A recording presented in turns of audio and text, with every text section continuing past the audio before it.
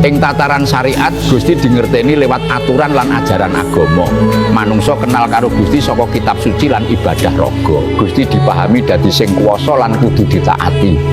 Ing tataran tarekat Gusti wiwit dipahami kanthi pengalaman ati. Ibadah lan dzikir gawe manungsa ora mung weruh babagan Gusti, nanging wiwit ngrasakake cedhake karo Gusti. Gusti dipahami liwat batin kang eling lan landhep nalika tekan tataran hakikat. Manungsa wiwit sadar yen kabeh kedadian kuwi merga karsane Gusti. Rasa rumangsa mbaka sithik wiwit ilang.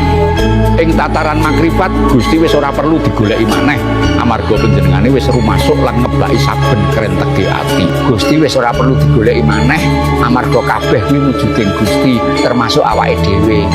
Manungsa tetep urip biasa nanging atine ayem tentrem lan tansah nderek kersane Gusti.